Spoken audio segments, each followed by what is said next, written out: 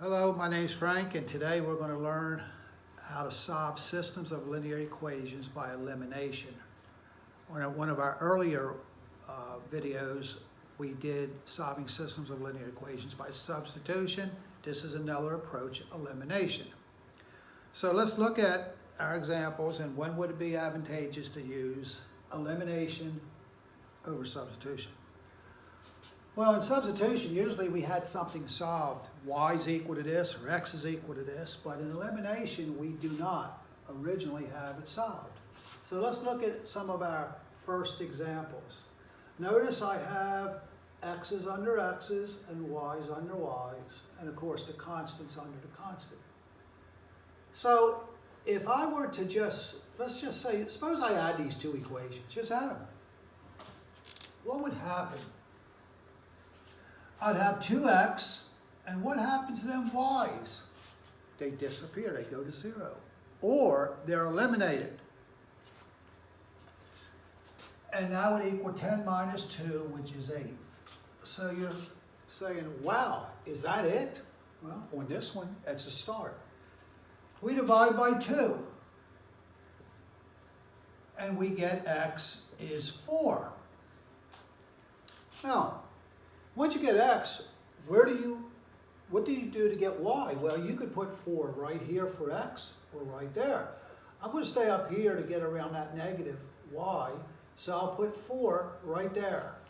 So inserting 4 for x plus y is 10. We then subtract 4 from both sides, and we get y to equal 6. So we have both an x and a y, and if we were to graph these equations, they would be lines, so lines would intersect at a point on a graph or an ordered pair. We write our ordered pair in alphabetical order. The x is first, and the y is second. Now, just to show you what we've done, if I were to put 4 in for x, 4 plus 6 in for y, 6. 4 plus 6 is 10. Got it. Put 4 in for x, 4 minus y, 6. 4 minus 6 is negative 2. So we know we have the answer. Okay, so that's our first example of an elimination. Our second one is basically the same. All I've done is shifted the numbers to make it look a little different. But in this case, we could add them again, or we could subtract them if you want to try something different, but it's identical to the first one. If you were to add, it's the same exact numbers. The p plus the p is the 2p. The q constant terms cancel out. And negative 2 plus 10 is again 8. In this case, if we divide by 2, we get p to be 4.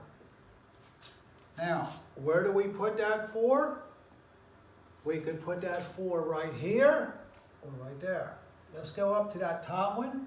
Put the 4 right here. 4 plus q is negative 2. We subtract 4 from both sides, and we get q to be negative 6. So we write our answer as an ordered pair, p first, q second, and we get 4, negative 6. So the first two examples were nearly identical. They were just showing you different variables. Make sure you put your answers in ordered pairs, and in both cases, you add it. Now, the third method problem is interesting. The j's are under the j's and the k's are under the k's, but what would happen if you add? Nothing would be eliminated because you would have negative 2k. Now, with experience, I've asked students, well, why don't you subtract? What's a negative k minus a negative k?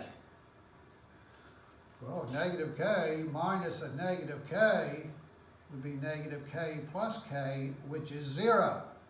So if you were to subtract those two equations, then the k's would cancel out.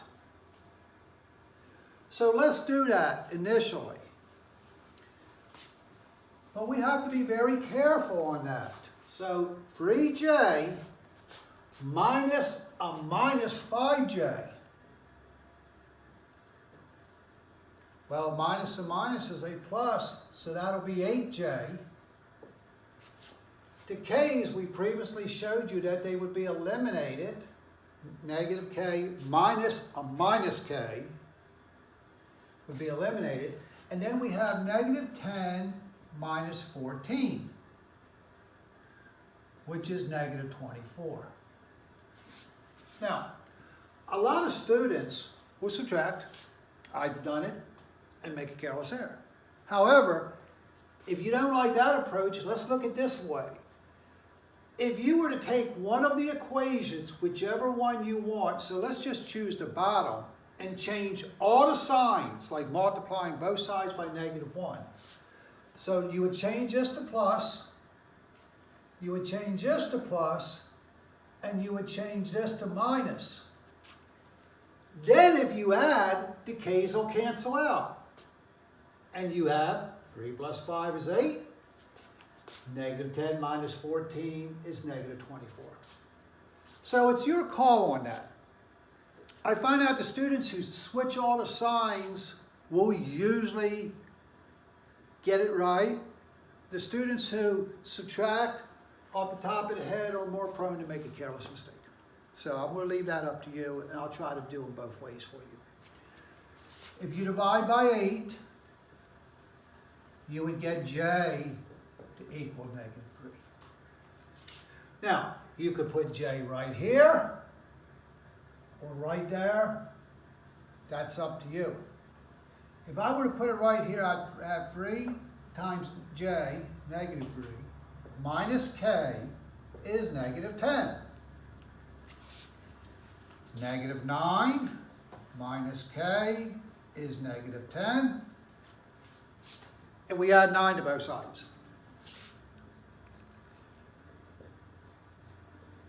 We would have negative k is negative 1.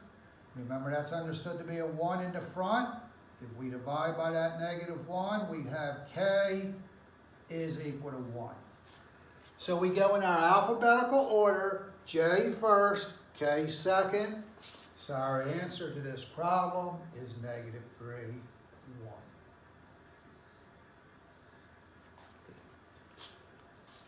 Now, our fourth example. We have it lined up, the G's under the G's and the H's under the H, so you can take your choice. If you were to subtract, 4G minus 4G is 0, eliminate it. Negative 2H minus a negative 5H. That becomes a plus, so that's 3H. And negative 14 minus a negative 32, that becomes a plus, should be 18. All right, hopefully you follow that, but an alternative way would be to possibly do this. Let's change all the signs. Make this a negative, this a positive, and this a positive. Now add them. These disappear. 3H, 18. So there you go. Divide by 3, and you get H to be 6. Now, where would you like to put H? Last time we put it in this one. We can put it here if you want, wherever you choose. Let's go to the top again. 4G minus 2 times H, and H is 6, is equal to negative 14. So we have 4G minus 12 is negative 14. We add 12 to both sides. and we get 4g is negative 2, and we divide by 4, and we have a fraction of negative 1 over 2. So our answer in this problem, g comes first, h comes second. And that's our answer to this problem. Okay. Now, our fifth example, we have a little difference. This would be a perfect example to use substitution on, but that was last lesson. Notice the a's are under the a's, but the b is on the other side of the equality. So, what we're going to do is we're going to rewrite the first one the way it stands.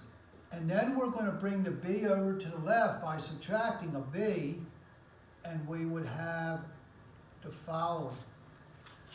So what we've done is we've brought the b over. Now, we subtract. If we subtract negative b minus a negative b is eliminated. So we have 2a minus a is 1a, and 1 minus 0 is 1. If you don't like subtraction, change the signs, negative, positive, and 0 is neutral. And then we add and get a to be 1. Now, where do we want to put it? Here or here? This would be the quick one. 1 for a is equal to b. And we know that a comes before b, so the answer is 1, 1. Our last problem, we have 2x is equal to y plus 1, and then we have negative 2x minus 5y is negative 5. So let's start here by bringing that y over to your left, and you change the sign of y, and then you rewrite the second equation. So the x's are under the x's, and the y's under the y's, and then constants under the constant. Now, if we add, the x's are eliminated. So we have negative 6y is negative 4. And then we divide by negative 6, and we have y to be a positive 2 over 3 when we reduce. Now, let's go up to the top equation. We have 2x. We insert that 2/3 for y. Now, depending upon how you've learned your fractions, you could say 2x is equal to 2/3 plus 3/3, 1 whole. 2x would equal 5/3. And then if you multiply each side by 1/2 or divide by 2, whichever you choose. If you multiply by the reciprocal of 1 over 2, the 2's cancel and you're left with x. 1 times 5 is 5, and 2 times 3 is 6, so we get 5/6. So our answer is x first, and y is second.